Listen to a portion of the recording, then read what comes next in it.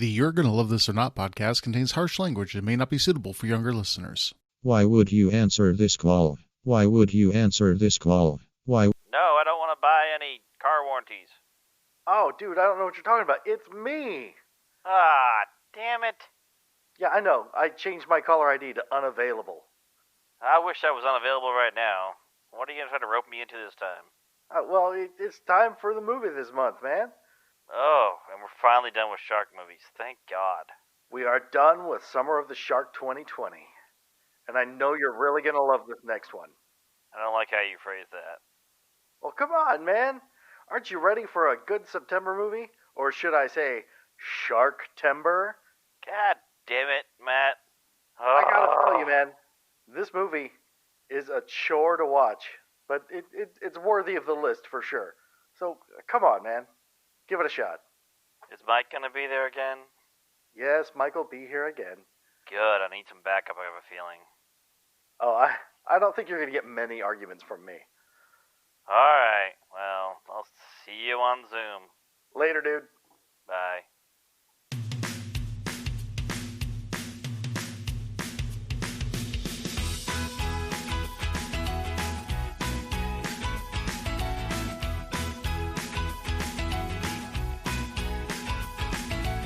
In this month's episode of You're Gonna Love This or Not, the group is still social distancing, but Matt still has ways to sucker Josh and producer Mike into the virtual SFP to watch movies. This time, they're celebrating Sharktember with 1981's The Last Shark, which has an angry great white shark taking revenge on a coastal town for building a beach for swimmers and is in no way a ripoff of Jaws. How will they react? Will Matt feel any remorse if both Josh and Mike hate it? Let's listen to the trailer and then find out.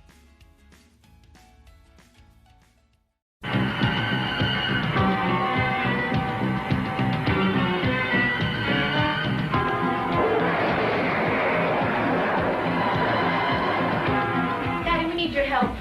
Oh, what's that? Mike disappeared. He was surfing, and all of a sudden we didn't see him anymore.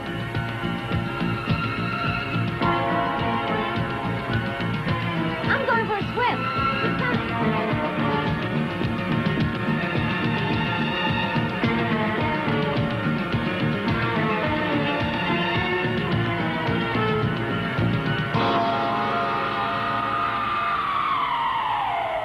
Done a great job, Matt. I won't forget it. Oh, we have to prove the troublemaker's wrong. You mean Benton? I wouldn't worry about him.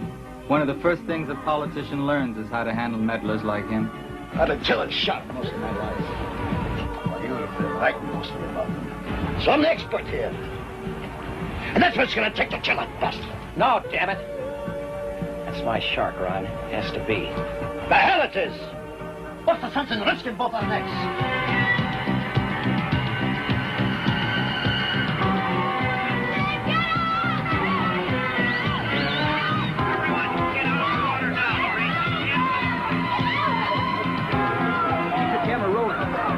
Shots of that shark and I'll buy you a lobster dinner.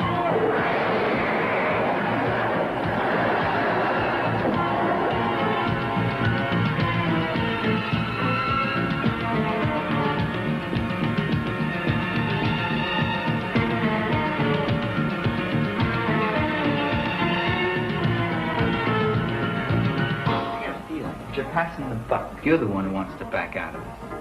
Bottom line is that you've got to be responsible for the destruction of that shark, and not by next week. Now, Local kids avenge friend's death. Kill killer shark. I can see it on the network news already. what if your old man comes looking for his boat? No way. He's too busy to go cruising. Okay, take us down lower.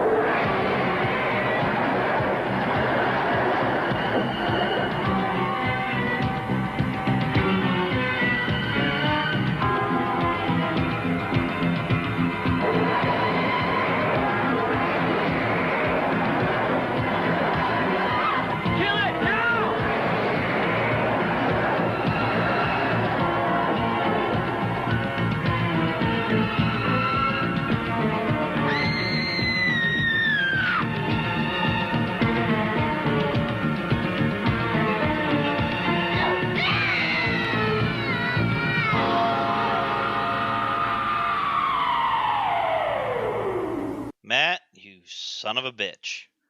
I can't argue with your opinion of this movie too much. Fuck. I almost fell asleep. How could you do that? There was I had so to get much up and get some action. chocolate chips to eat. This movie had everything. This movie had something. This movie had a crazy shark hunting cowboy for 10 minutes. Who looked exactly like the guy from Jaws. Oh, no. That's Vic Morrow. The guy okay. wearing Quint's clothes. Anyhow, I tell you what, to spread out a little of the desperate torture, we are having back on from Comic Carnival Podcast, Our Real Lives, Mike Wycliffe again. Yeah, you guys. This may be the last one you guys can talk me into being on. This was rough. I don't blame you. And I own a copy of Birdemic on Blu-ray. Why? Oh, wow. This is my point. I hated this more than I hated Birdemic. Do you own a copy of The Happening on Blu-ray? I do not. Thank God. You did get some cupcakes recently. So I did, and they were excellent. And I meant to tell you that while we were watching the movie, and I forgot. Yeah. Did you share? Sure.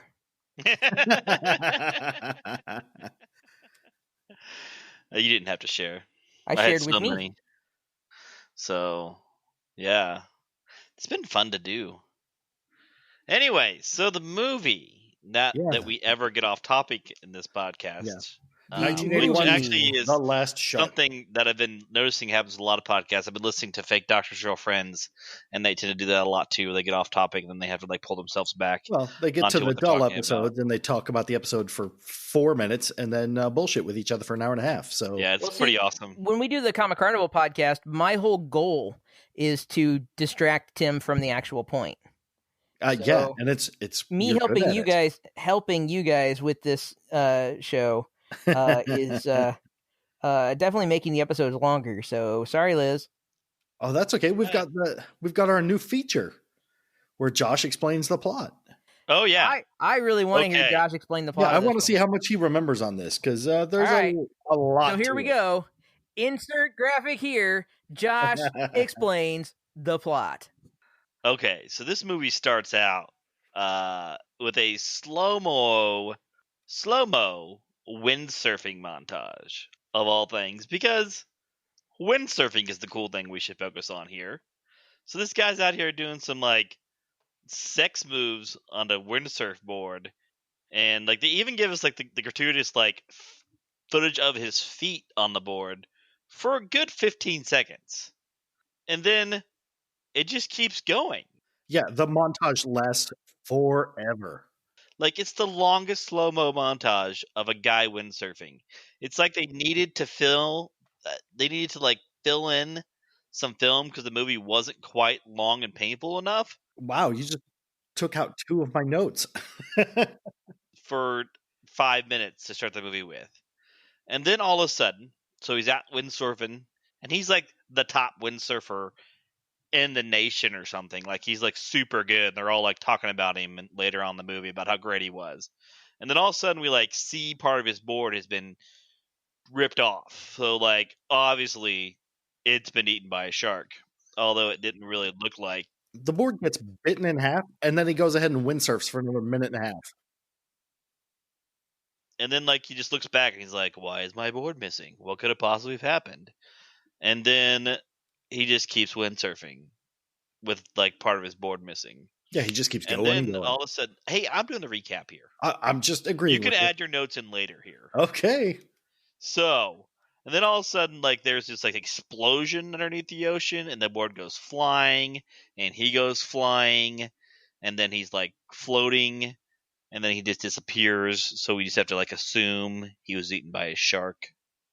And then there's they cut back to this it's they on the radio or something, they're talking about this windsurfing competition, the regatta they call it, which regatta is usually for sailboats, but apparently it's also for windsurfing, anything with a sail apparently, and how there's a big competition coming up and how this guy's definitely gonna win because he's the best windsurfer out there, but yet the governor's son might win. The guy's running for governor, and he's gonna try to buy it or something. So some rich white guy is also involved in this movie, which comes into play later.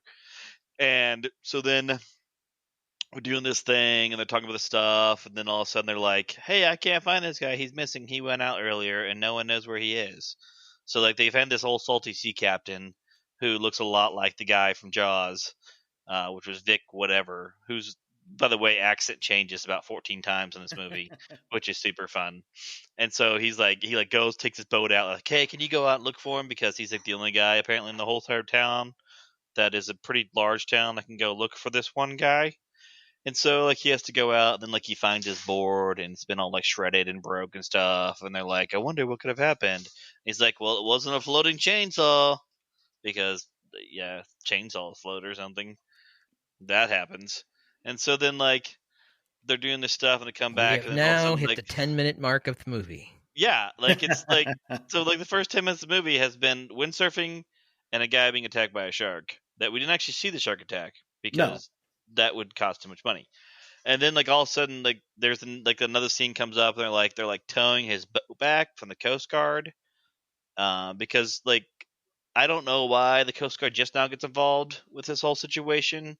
Like you would think missing person at sea, Coast Guard should be the first people to call, but they called like an author and a salty sea captain first to go do this thing. And so then they're like going out there to try to find the stupid boat, and they found it, and the boat comes back, and they're like, "Well, what happened?" "Well, we found it on the rocks." And so like I guess that's scotch or something. It was found on the rocks. And so like that shark didn't do that. Well, no kidding. The boat floated away and hit the rocks. So they said that. Duh.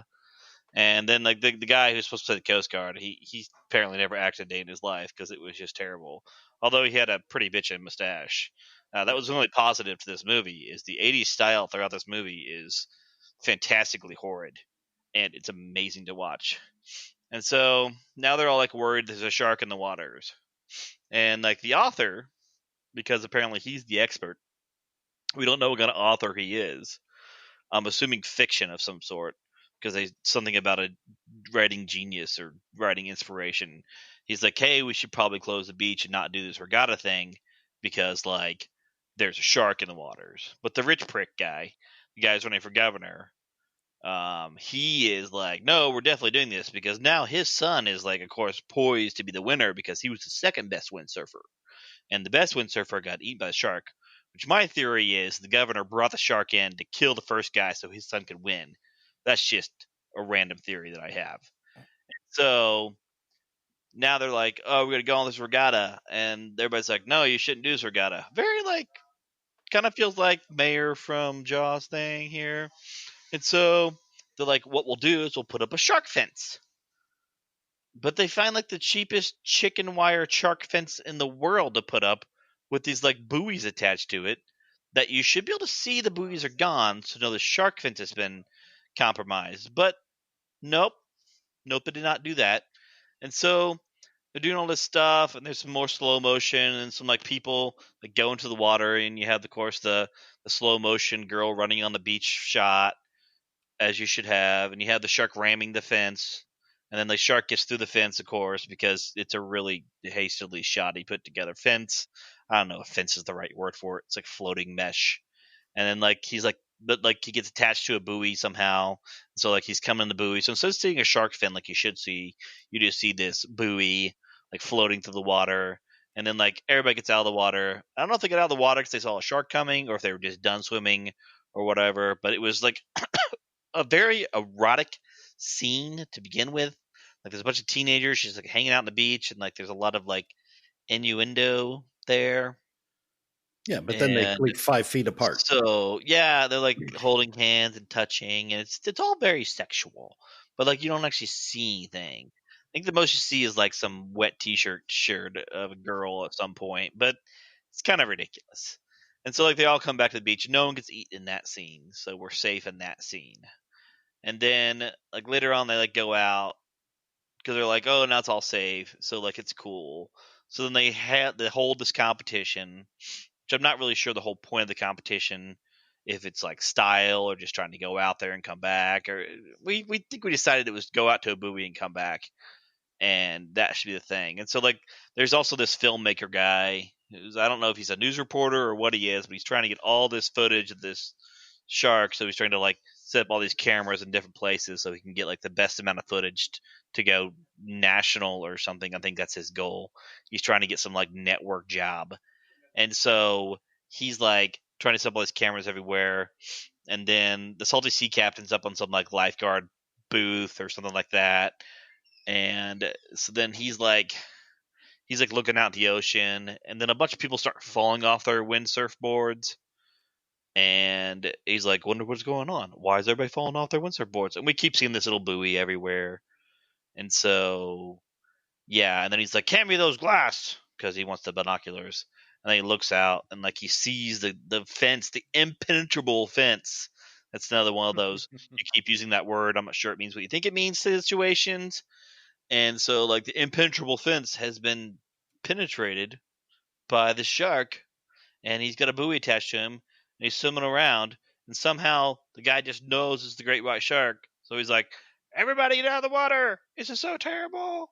And so, like, and then, like, somehow he gets from that place to his boat into the middle of the ocean in under 30 seconds. Like, it's quite impressive.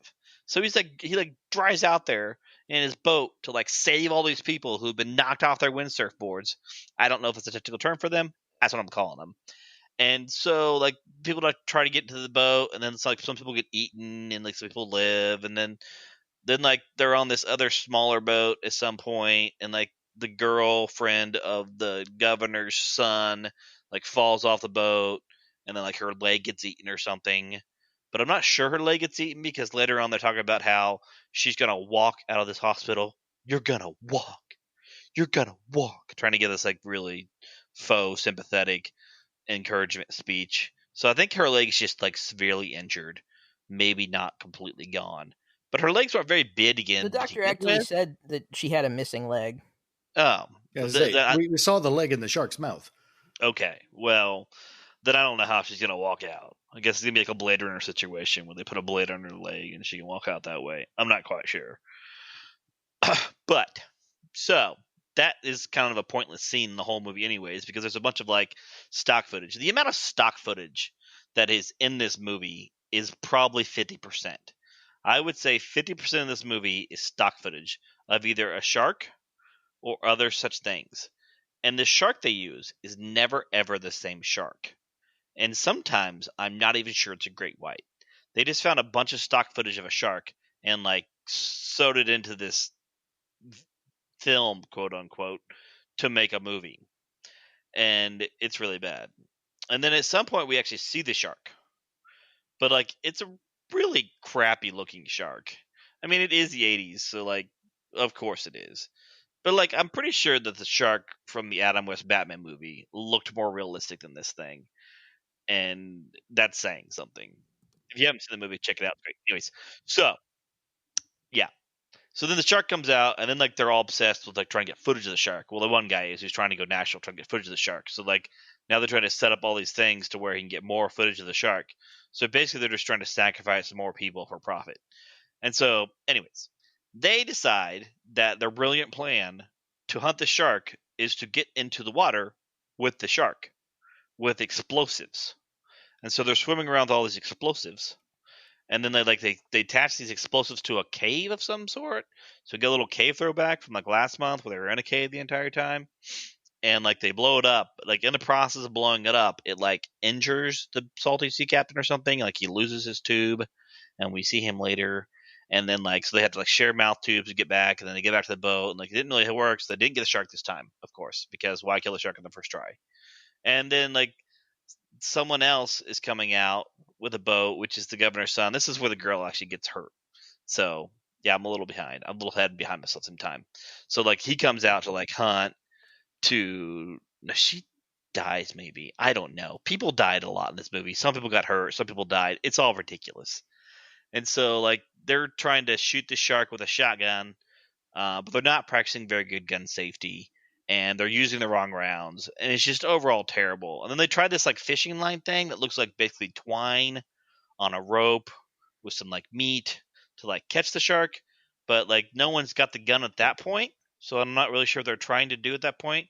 So they just keep like popping this thing up like it's trying to like act like a seal in the water, and the shark comes up and like goes to eat it, and then the girl just starts screaming a lot because she sees the shark, although she's safely on the boat, but kind of safely on the boat. She's also on the railing, so you see where this is going.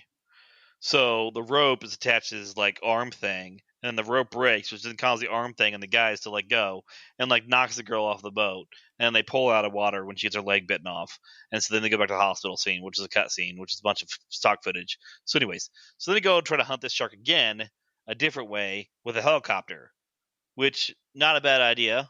Helicopters are above the water, so if you can like trick him to come out, you can shoot him without being eaten, which is a pretty good idea. But it wasn't a very good idea because they had a hold of the rope the entire time instead of using like some major, and they were using a very small helicopter, which didn't seem very right either. And so another guy falls in, and then they try to like get down low and try to pull him out, but of course he's too slippery because he's covered in water to hold on to the base part of the helicopter, and then he gets like his whole body ripped off very easily, by the way. Like didn't even like bite it off, just like ripped it off, which was kind of ridiculous.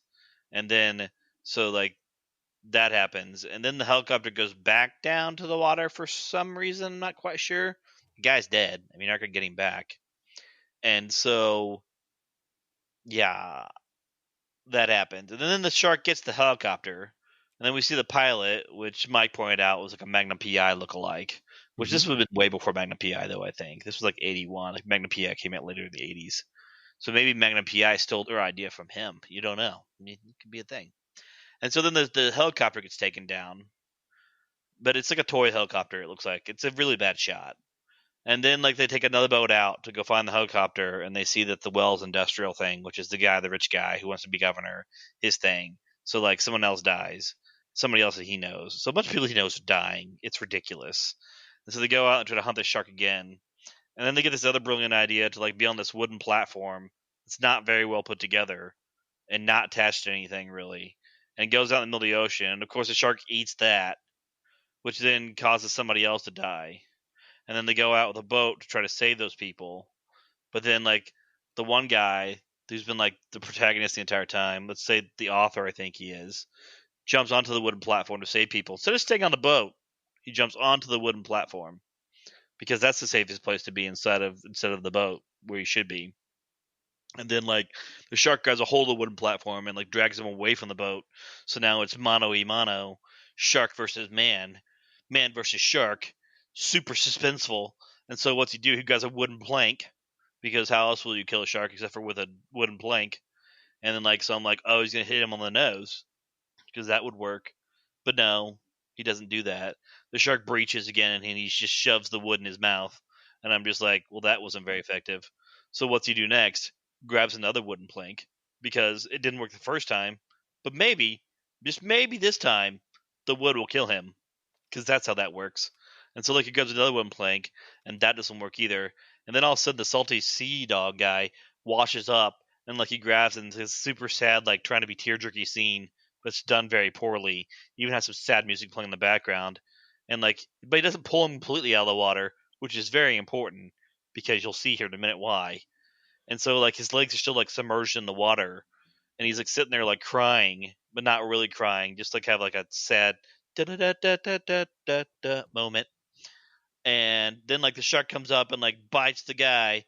But what you fail to remember is that the guy had explosives strapped like a belt to himself, and then the author happens to just grab the detonator at the last minute, and then just takes a minute and like looks at it like he's not going to blow up the shark because his buddy's attached to the explosives, who's already dead, so it doesn't really matter. And somehow, also, we'll point this out in a minute.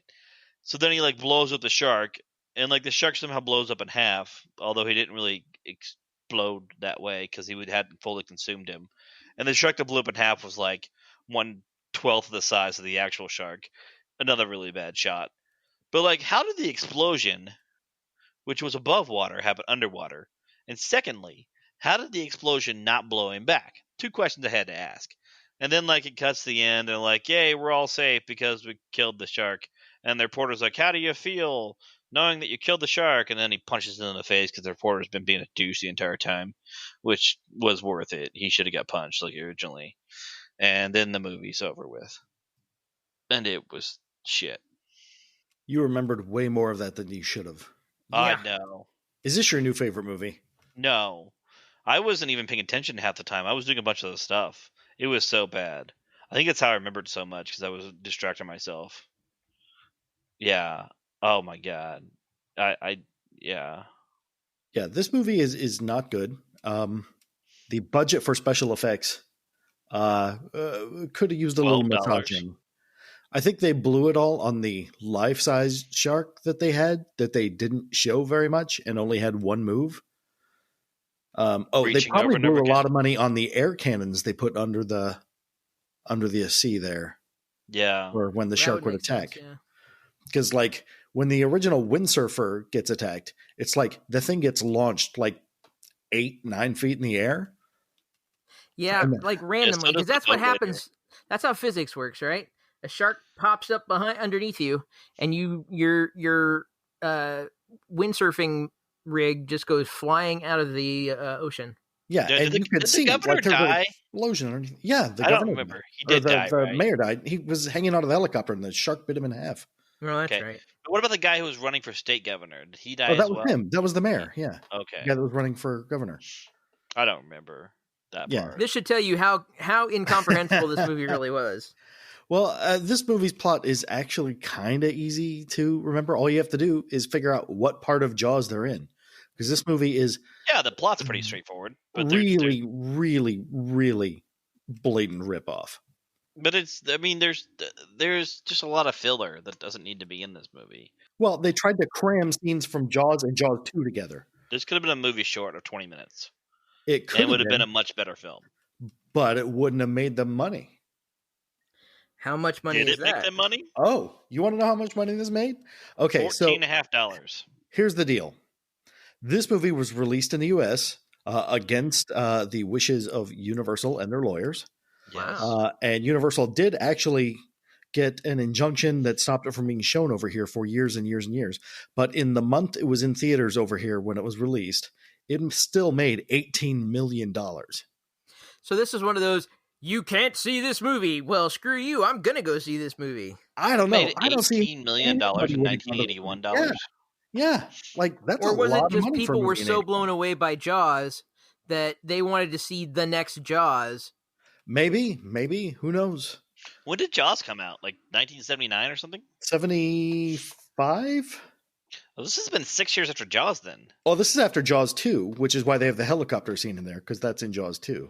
Ah, I see. I've never really watched the Jaws movies. I mean, I've caught bits and pieces of them. Oh, well, think of this movie and then think about everything you could have done better, and just that's the movie. Yeah, I just every time I watch a shark movie, I question the weaponry they use to kill a shark. Well, as we've seen in the last 4 shark movies, nobody ever has a good idea when it comes to killing a shark. Yeah, I don't get it, because like there's enough shark movies out there, you can see all the bad ideas already. I mean, I'm pretty sure, except for the last movie where they didn't have a choice, like every single movie we've been in, they're like, there's a giant shark out there. Quick, jump in the water. Yeah, I don't. I just it's the helicopter's always the best idea, but then they use it poorly. Yeah, it works in Jaws too. Like they should have a helicopter flying above with guys with rifles, or they should have a boat on the water chumming it to get the shark to come up and shoot it with the rifles. Or call on the Army or Navy or anything. I don't think the Army and Navy responds to shark attacks. I think they would if it was a 35-foot great white that's killed a bunch of people. I thought it was only like 28 feet. Well, I'm pretty sure he said it was at least 30. I don't even know. Because it's a shark the size he's never seen before. Yeah, that's one of the 7 accents 14 accents, whatever, that Vic uses his entire movie. Yeah. It's pretty bad.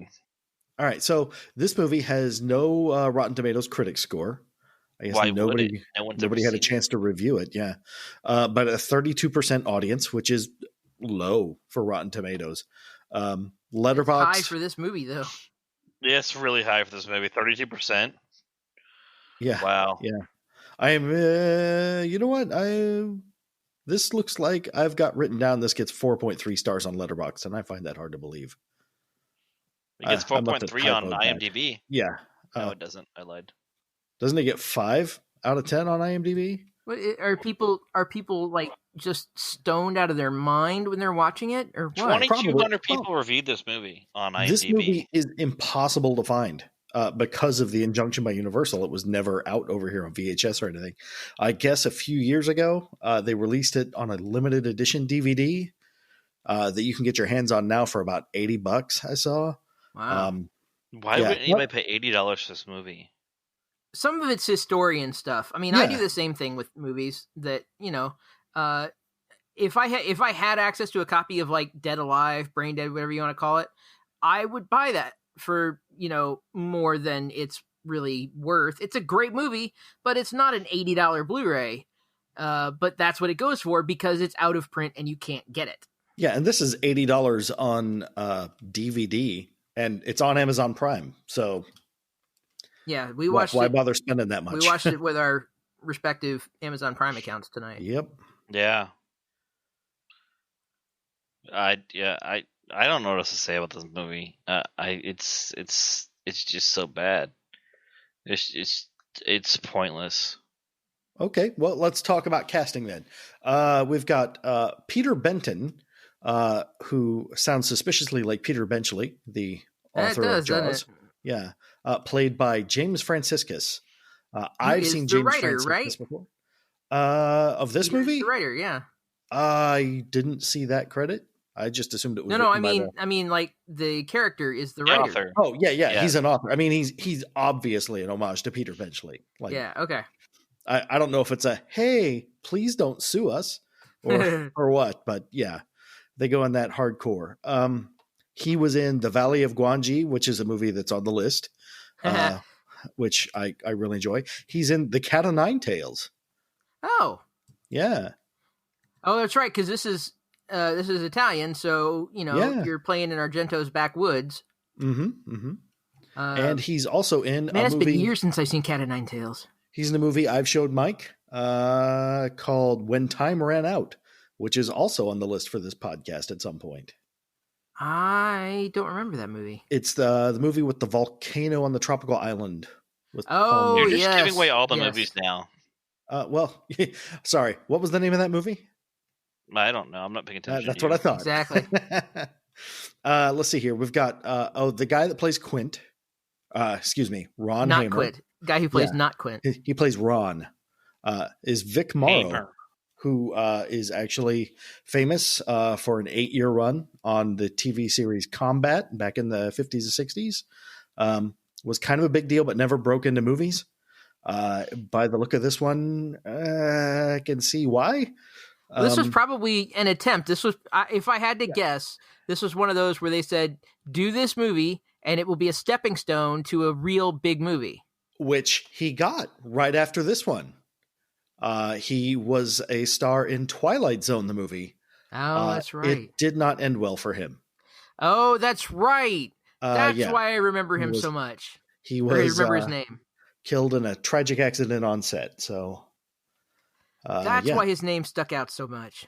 Yeah, and he looks way different in that movie. Of course, he's not trying to be Quint in that movie, but also whatever. I didn't mean to say stuck out. I didn't think about that till after I'd said it. Oh well. The mayor. The mayor William Wells is played by a fellow named Joshua Sinclair, who I do not have a lot of information on, but in IMDb, his biography. He is a novelist. He wrote the book Shaka Zulu, and he wrote the miniseries based on it, which I remember being around in the 80s. But apparently acting is a side gig for him. He is mostly known as a medical doctor specializing in tropical diseases. He worked with Mother Teresa and in various parts of Africa. He's a professor in comparative theology. And How did they get him? But I can't find much more information about him anywhere. So is he still I don't alive? know if it's made up. I believe so, yeah. Yeah. But I don't know if somebody made that up. It doesn't seem like anybody would have, but anybody can edit that. see. Bob Martin, the sleazy TV reporter guy, was in Ladyhawke. Yeah. Which is a movie that a lot of people in my generation like. And I like that movie. It's all right. I don't have a problem with it. I don't go out of my way for it, but I like it. Yeah. And the director, Enzo Castellari, directed the original The Inglorious Bastards. Which Joshua Sinclair was in. Yes, he was. I forgot to mention that. And he has a cameo in the Tarantino version that was inspired by his.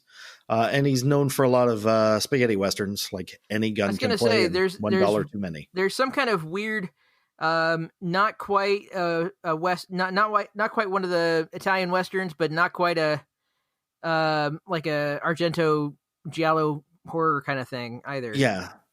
This guy is basically from that Italian group of directors that were just basically movie factories for a long time. Like they were pushing them out like one a month.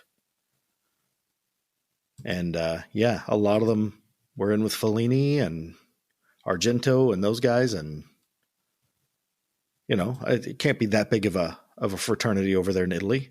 I would imagine. Yeah. But everybody else in this movie is basically an Italian actor. A lot of them in this movie seem to be dubbed, I would imagine, because they have really thick accents or don't speak English very well. Well, I mean, that happened a lot in the spaghetti westerns. I mean, it's like Cat of Nine Tails. I have a copy of Cat of Nine Tails, and boy, can you tell when things are dubbed. Which I don't understand, because no matter how thick their accents could be, their accent would still be way more understandable than fake Quint. I mean, it switches around for him so many times. Sometimes it's like straight up American. Sometimes it's full on Scotsman. Sometimes it's like this weird Boston-y accent. Yeah, I don't know why he's doing that. Like, why is he trying to do different accents every single time? I think he's really trying to do the Quint accent and missing the mark by a mile. Is he just drunk the entire time? Because I'd have to be drunk to be in this movie. I don't know much about him, but I wouldn't be super surprised. I have heard that something that happened a lot with those Italian movies, because they wanted to have them in a bunch of different markets, specifically they wanted to get them over to the U.S. Yeah. And because of budgetary reasons, sometimes they would not record audio on the day. And then they would just dub it all later. Yeah, for sure. Now, I do not know if that is accurate. I may be completely making it up, but for some reason, that has popped into my head as a thing. It sounds believable. Well, I was going to say, that's their MO. You make the movie as cheap as possible. You try not to get sued. And you push it out to as many markets as you can. It doesn't matter, if it's a big hit or anything, because they're made for so little money that any money will make them profitable. It's the Blumhouse method, yeah, but 50 years ahead of time. Yeah. Also, Blumhouse makes some really good movies. Yeah, they do. Okay. Got a few notes I took during the movie. First of all, watching this dude windsurf for 45 minutes during the opening credits is boring. The DJ in the beginning, he's a real asshole. Like, he plays a song, then takes personal shots at like 4 different people, and then doesn't enter back into the movie again at all. I kind of almost got the feeling that they were originally setting him up almost like Adrian Barbeau in The Fog. Oh, see, that's exactly what I thought when I watched it. I thought he would so keep that's what I was coming back, expecting, and then he just didn't. Yeah, he just disappears into the background. Like there's no more radio exposition. It's like, and we're done. See, we've got air cannons. We've got, why didn't you call the Coast Guard? Lots of long stares into the distance every time anybody's talking to each other, like in a telenovela. So I'm sure they come from the same school there in Italy when it comes to their soap operas. There's when they find the arm in the boat that was wrecked, fake Quint basically gives the same speech as Matt Hooper in Jaws, except instead of saying this was no boating accident, he says this was no grenade. Yeah, that's like, what if it was an explosion? This was no grenade. It's so weird. With an accent that shifts like 3 times within the sentence. Novelist should definitely be briefing a bunch of shark fishermen on sharks. Right. So they have this whole room full of shark fishermen that they've brought in, and we never see them again either? No. I think the idea was just to set up how much of a badass the lead was. Yeah. It's like, I know everything. I'm going to school you boys. He does pass off the briefing to the salty sea dog. Yeah, after he's done with his... Yeah, he's like, I don't know, you explain this to them. Because like they'll believe you because you're an actual shark hunter, unlike me, who's just an author. We don't know what he's an author of. Maybe he's an author of shark books. We don't know because it's never explained. He's supposed to be because he has shark jaws in his office that we get a nice close up on when they introduce him. I mean, is he supposed to be the writer of Jaws? I don't know. We don't know. Is this a Maybe true story? Maybe this movie is Peter the Benchley? true story. Yes, that's what I was going for. Exactly. It's the true story of how Peter Benchley thought of the book that led to the movie Jaws. He was just a poor writer in the middle of a town where a shark attack happened. He thought, this would make a great story. This is the writing inspiration that I need. Yep, so I'm going to knock all the Coast Guard, get a bunch of people killed. Yeah. It's always the politician that wants to keep things moving, even though everybody tells him to politicians stop. are good at getting people killed. What can I say? Yeah, it's like if you have a disease and there are like 15 cases, you just tell everybody it's going to go away. Yeah, I mean, I feel like I've seen this before somewhere recently. I don't look know. out the window.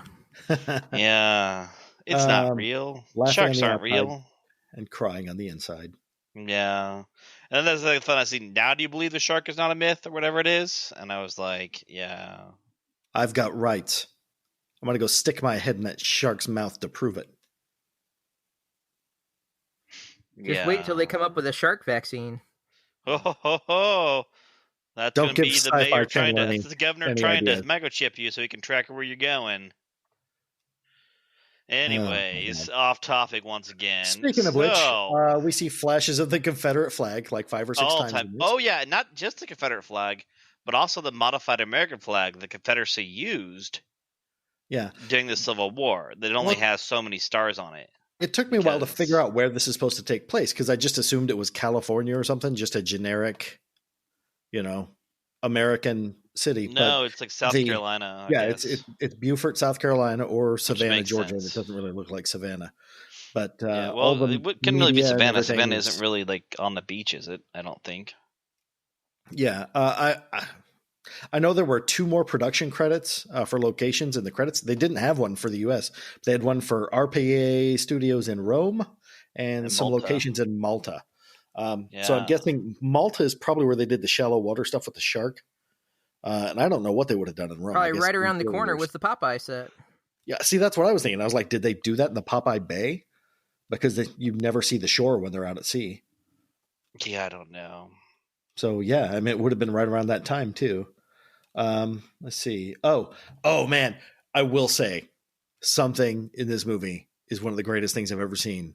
And that is the shot where the shark hits the boat in the regatta after all the windsurfers are safe with the mayor's crony in it. And it launches twice as high in the air as the windsurf board with a mannequin. And it looks so bad.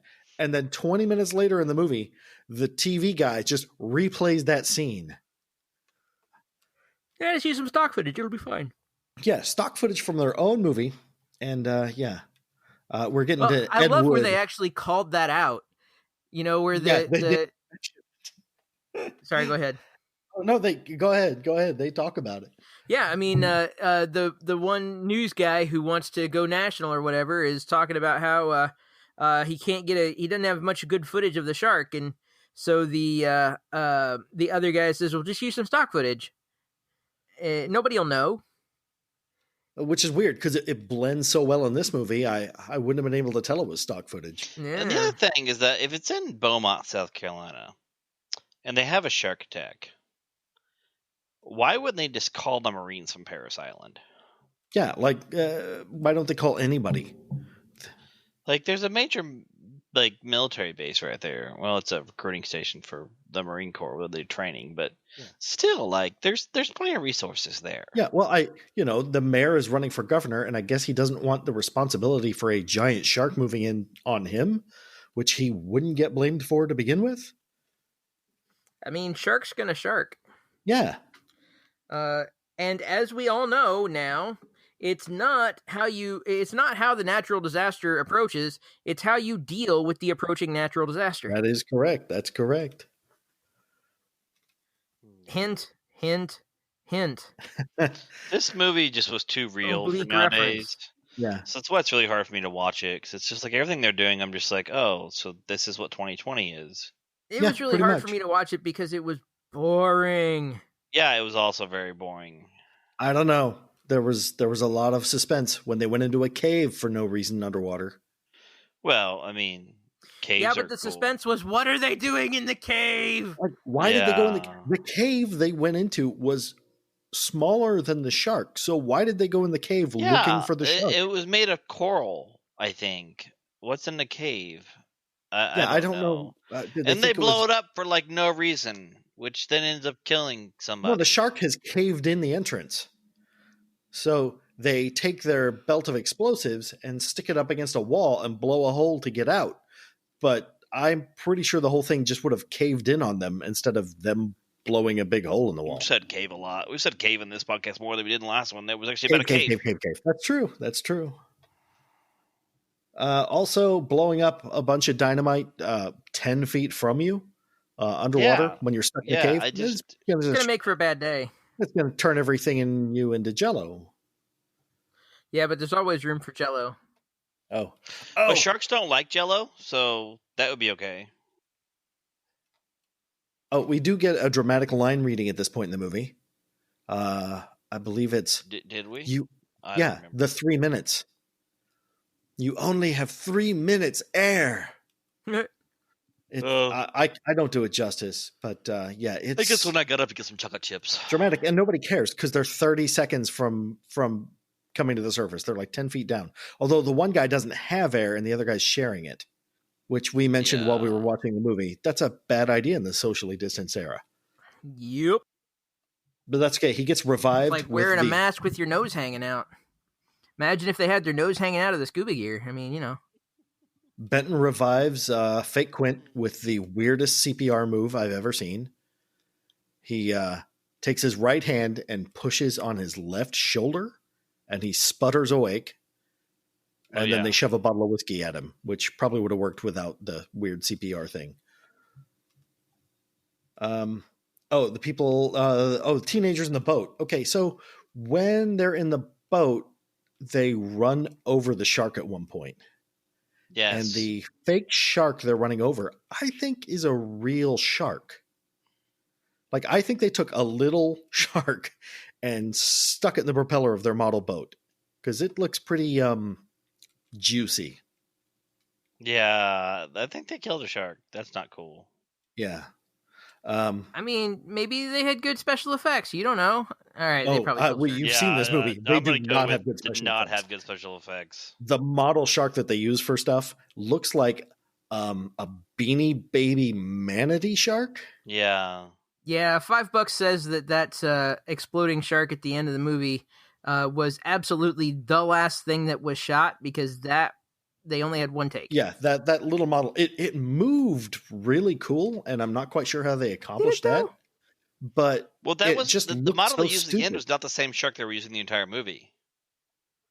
It was like a thing you buy at a toy store. Yeah, it was long and skinny. Like it was like this tiny little like tube of sausage. It was ridiculous. Yeah. Okay, so we've had lots of point of view shots from the shark, just like in Jaws, and then they start ripping off the music. They go dun dun da da. It's annoying once you figure out what they're doing, and the music in this movie is not great. And it's out of place in a lot of scenes. We did have a fun little Sweet Caroline moment, though. Dun dun dun. Oh God. Yeah, they got a weird folk singer in a booth. right? That's what that was? Yeah, you open up the door and he just starts singing. It's kind of like, it would kind of remind me like the Muppets somehow. Yeah. It's like a weird kind of hippie kind of thing. It's like that Zoltan booth thing that's like the it tells your fortune. Get a magic except for wig. he sings really shitty folk songs. So it looks like they built a full-size shark for this, because in one scene you can see the whole body of the thing from above, but totally it only has one move where it just lifts its head out of the water really fast. And they do that over and over in this movie, probably a dozen times. Well, it is built by Giorgio Ferrari, so of course it goes fast. Okay. Let's see. It starts roaring like Godzilla about 2/3 of the way through the movie. Yeah, I was like, "Does this thing roared yet?" And Matt's like, "Yeah, it's roared," and I'm like, "Oh." Well, it roared a little bit in the beginning. When it gets to the point where it's attacking the platform and stuff, it's like full on like mixed up animal screams. Oh, can we also talk about how the platform situation, when the woman is screaming, it does not sound like she is screaming out of terror. It sounds like they clipped something from a porno. Yeah, like it's pretty sexual sounding. Yeah, and there's so much about that situation.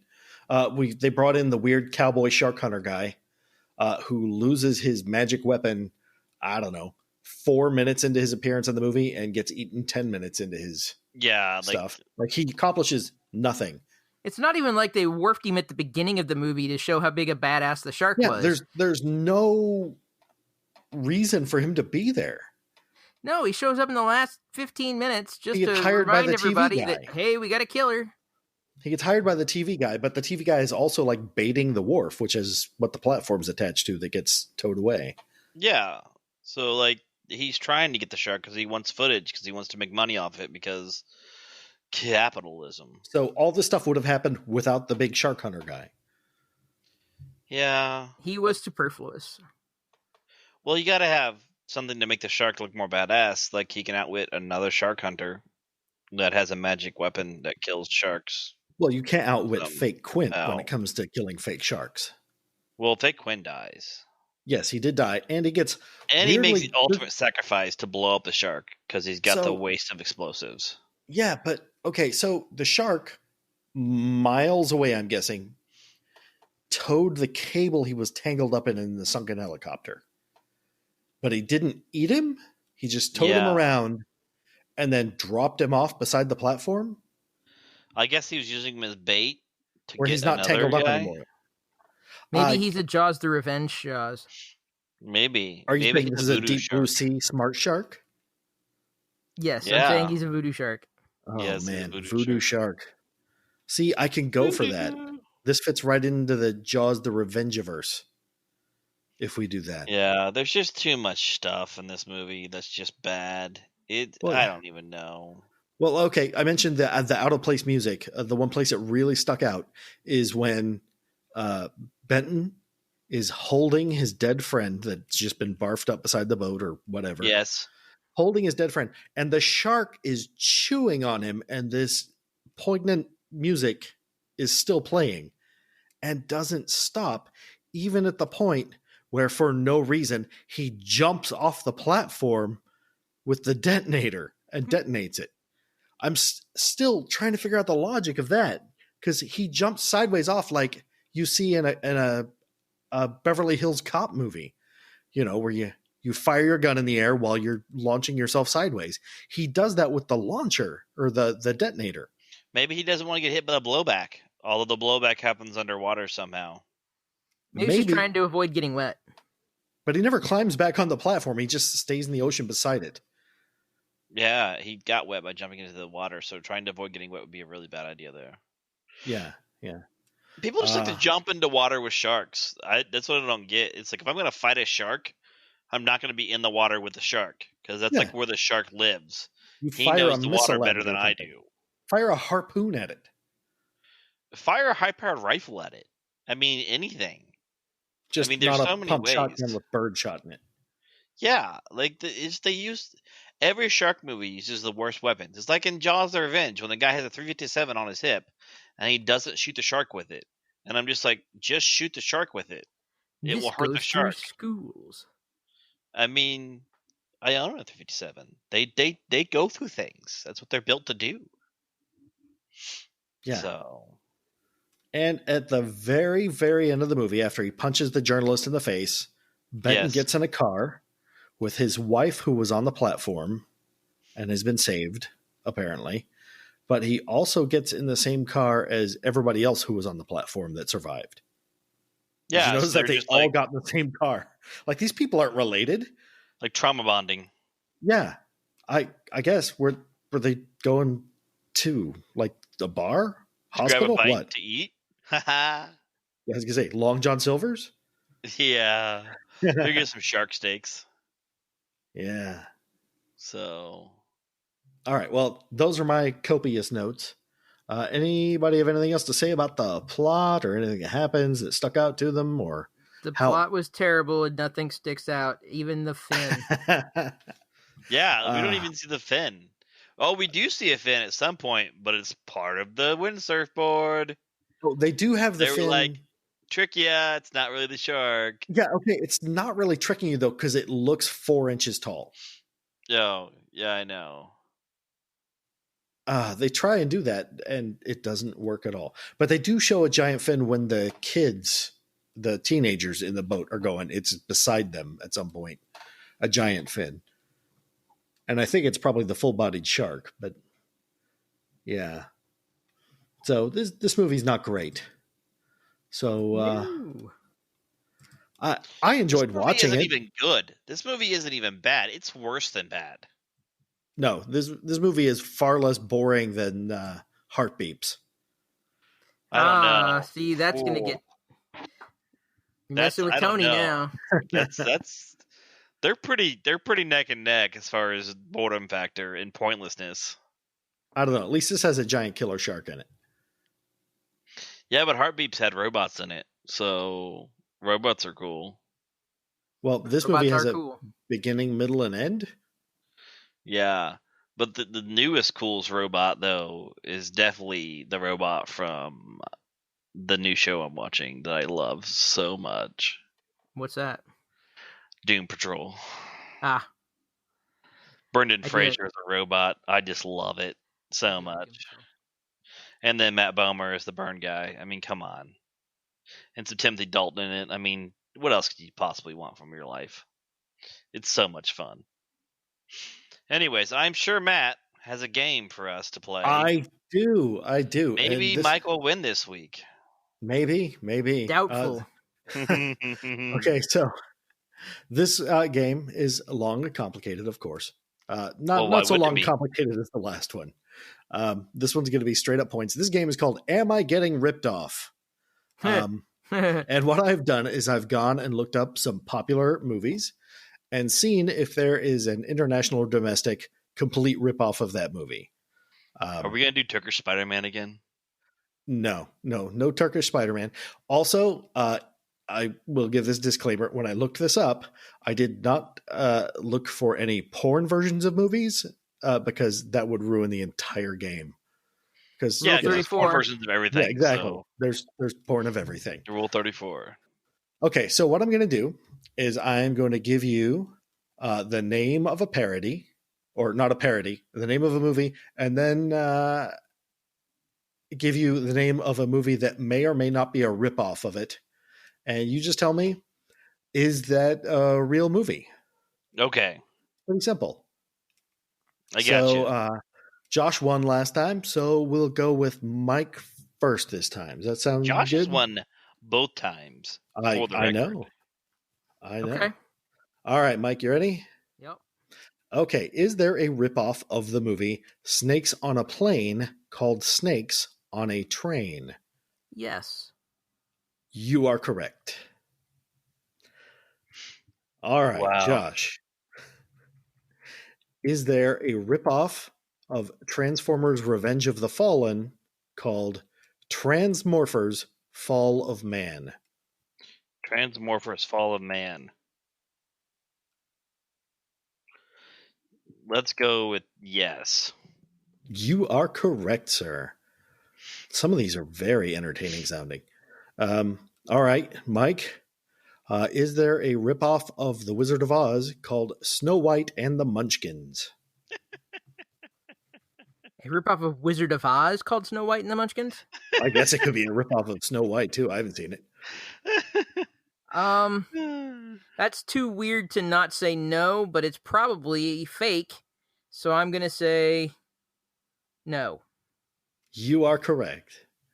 As far as I know, there's no Snow White and the Munchkins movie, but I didn't look up any porn versions. That's not a porn, yeah.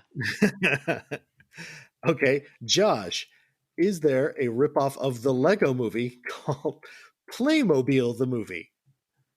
Playmobil the movie? Playmobil. Yes. You are correct. Oh my god. Okay. Mike, is there a ripoff of Honey, I Shrunk the Kids called Oh No, I Shrunk My Parents? Yes. You are incorrect. Oh. Okay. Hey, well, for the record, made that one up myself. Rick Moranis is making a comeback, by the way. I just want to put that out there, and I'm really excited about it. For a new Honey, I Shrunk the Kids. I am really excited about it. I'm so excited about it. I'm also thinking that may up the odds of Ghostbusters cameo. Oh, yeah. If his kids are grown up now, so, you know. Such a tragic story with Rick Moranis. Man. All right. Yeah. Keep the game going. It's sad. All right. So we're back to you, right, Josh? Yeah. Yes. Okay. Is there a ripoff of Kung Fu Panda called Chop Kick Panda? Yes. You are correct.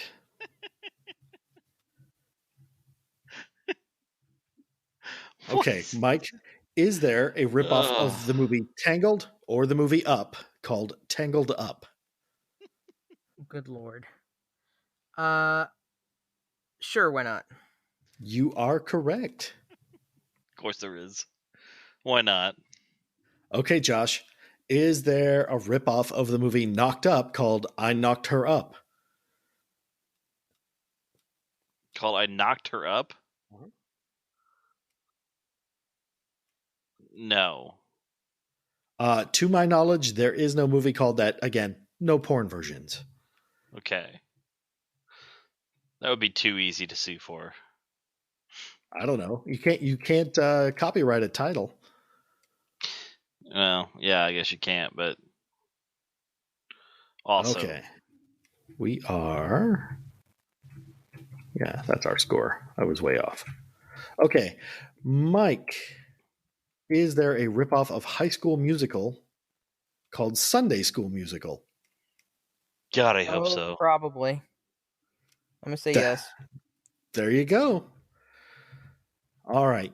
And finally, to Josh, is there a ripoff of Iron Man called Metal Man?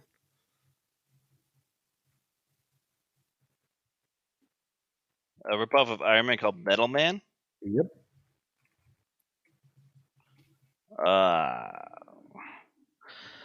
Yes. All right, there you go. That won the game for you. Woohoo! You're on a roll. But yes, I tried to stay away from some of the more common ones because everybody knows Transmorphers. Yeah, I don't. I just guessed that there probably was. It sounded like real enough to be a title. I just was astounded to find out there was a Playmobil the movie. I'm not shocked. Playmobil's a real thing, so. Also, if you try and find a ripoff for the movie Cars, you will find hundreds. Oh, I don't doubt it. Cheap cartoons on Amazon and everything else. They all look the same, and they're all bad. Well, those are just easy to rip off because they're such basic plots in the first place. It's like it'd be hard to sue for those things because they're so basic. I mean, they're children's movies, so. And of course, superhero movies too. You can always have a different superhero, just naming different. Similar powers. That's not a. The ones they ripped off, but like Snow White and the Munchkins, that would be hilarious. I'm sure that's a porn somewhere, but. Oh yeah, it wouldn't surprise me in the least. But I wasn't looking for that reason.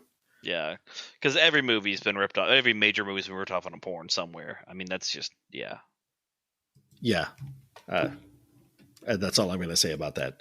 All right. Well, Mike, or should I say second place, Mike, out of 2. Wow. Wow. Oh, don't worry, because I get meaner with you when you lose, Josh. What would you rate this movie out of 10? Dude, 1.5. 1.5. I really, honestly, it is hard. It is hard to find a movie that I really dislike. I really didn't like this movie. Wow. And you've seen a lot of movies. I've seen a lot of movies. I've seen a lot of stinkers. Yeah. And the problem is most of the stinkers are just fun to watch with other people. But this one was like, it's like watching Solaris, but dumb. Yeah, I can see that. Yeah, it's just it's not a well put together movie. No, it was just boring and bad, and it was just so pointless. But what other movie can you see a little dinghy get launched into space by a shark? I thought we weren't talking about porn. Hey-o. All right, Josh, what rating would you give this one? 0.3 stars. 0.3. That's higher than I would have expected. You've get down into the negatives for a lot of these. Yeah. I am going to go out here. This might be one of my lowest rated movies that I've picked for this movie. I'm going to give it a 1.5. Whoa. Yeah. Wow. I'm probably. Just remember, you did this one to yourself. Well, I'm probably going to watch this again because I got a couple of friends that would really appreciate the lack of workmanship and craftsmanship. Nobody will appreciate this movie, Matt. You just like torturing people. Oh, I've got one person in mind who I. God. Who Al, I'm sorry. For this. Sorry, Al. We love you, Al. But do not watch this movie. Don't fall for it. It's a trap. Yeah. Well, go for Miami Connection. God, don't do that to yourself either. I know that it was a low blow with the whole Sharktember thing, Josh, but I had to do it. And I can promise you there's no more shark movies this year, for what it's worth. Are you alive? No. Okay. Just checking. He's silently judging. Something broke in his brain. Yeah, I'm gonna go back to playing World of Warships after this. Or maybe watch some Doom Patrol so I feel better about myself again. All right. Well, I guess we'll let you go back to doing your fun stuff that you do on your own when you're not talking to us. Yeah. Hey, I brought both you guys cupcakes. So and Tony got cupcakes. So yeah, they were I good. did some cupcake deliveries for this week. Even though you keep torturing me with bad movies, I bring you sweetness into your life. And you bring me nothing but terribleness. Are you saying that you're purposely buying our friendship? Is that what's going on? I mean, I'm trying to hopefully make it so I get better movies to watch than this. Like, this is just, it's hard for me to do a podcast of movies like this. Can we point out again that this whole thing was your idea? You wanted bad movies?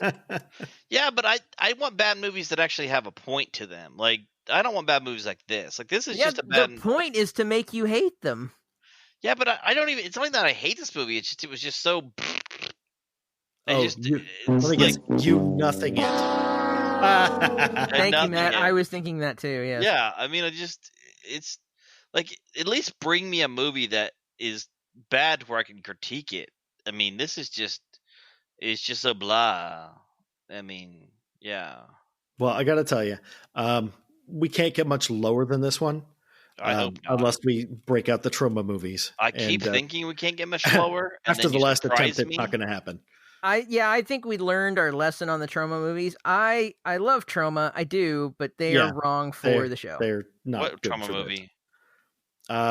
When we started out one night trying to do Citizen Toxie. Oh yeah, when we had to we tried to watch 5 minutes of it, and we were like, nope. Yeah, it was more offensive than we could ever address in the show. Yeah, and I had forgotten. Yeah, I mean, we went through 3 movies that was the night of the Fantastic Four recording. Yeah, it was. Which is why one of the reasons that episode was so bad. There was no preparation for that movie. No, because we started with Abraham Lincoln Vampire Hunters that we started with on that one. Yeah. And I'd already seen it, and I actually really liked it because I thought it was actually a good quality film. Oh, by the way, guys, don't waste your time with Velocipastor. Oh my god. That was a shit show. God damn it, now I gotta reschedule. Oh god, that was a shit show. I can't watch that movie again. It was boring like this movie. It was just so dumb. It's in my queue, so I will watch it eventually. But I'll watch it, but I don't have I apologize. a desire to analyze it. Yeah, those kind of movies are too self-aware for this podcast. I don't even think it was self-aware. I think they were trying to make a good movie. You really do? I really think they were trying to make a good movie, and it did not work. Because like it is shot in a way where they are trying to make a good movie. Because it's shot with shitty film, so there's no like real special effects to it. It's very much like this movie. Like it's just boring, and like there's no real plot point to it, and like it's. Yeah, So it's not like Wolf Cop where it's a bad movie, but it's a very self-aware bad movie that leans into how bad it is. Yeah, no, it's a total ball. Like if this movie and Miami Connection had a baby, that's what you would get. Yikes. So that's my synopsis on Velocipastor.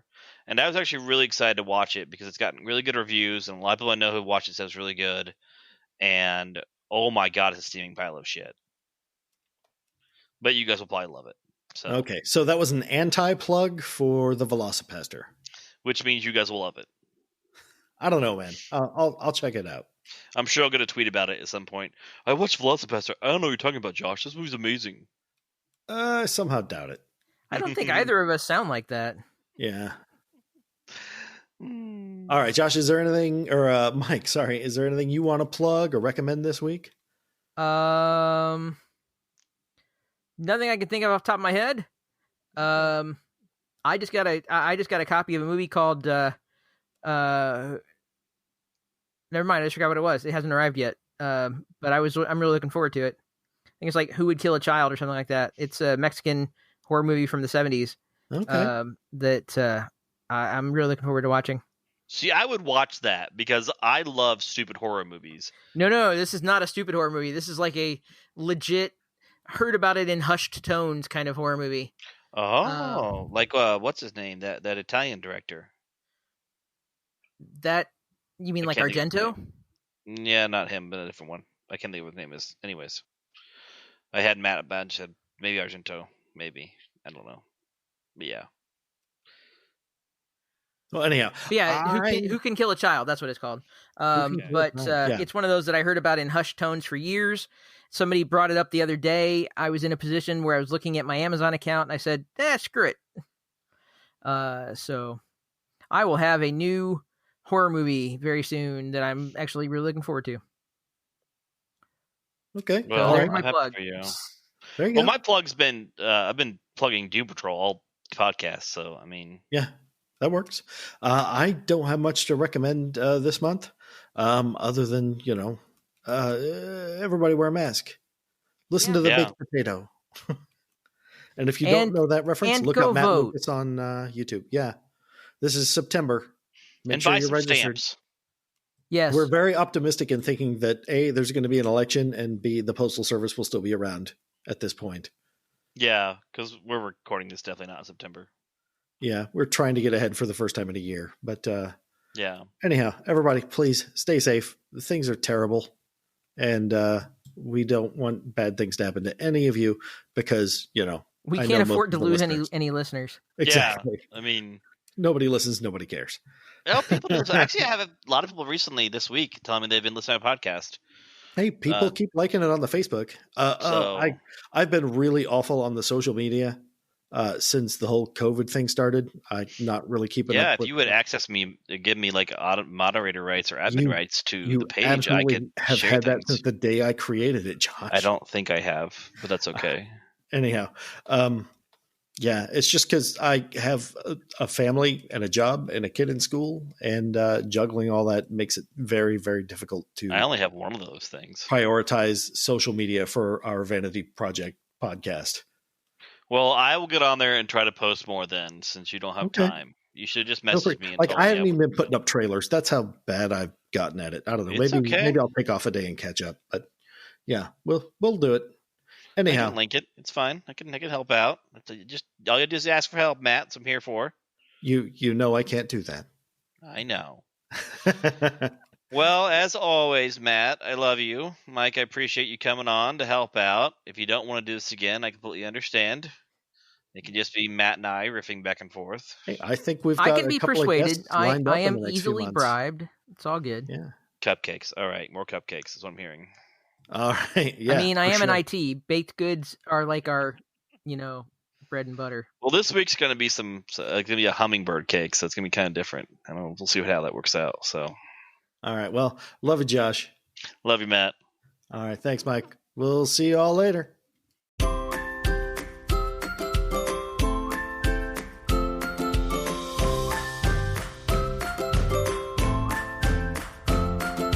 This episode of You're Gonna Love This or Not was recorded at the SFP Studios located off beautiful Eagle Creek Reservoir in Indianapolis, Indiana. It features Matt dragging Josh down into the dark depths of his movie collection and is released monthly on the Team Geeking family of podcasts. It is produced by Mike Wycliffe, edited by Liz Shunn and Tony Troxel, and features music by Scott Holmes, who can be found on the Free Music Archive. Make sure you subscribe on Apple Podcasts, Google Podcasts, Stitcher, or the podcatcher of your choice, and please leave us a rating and review. Thank you for listening, and we'll see you next time.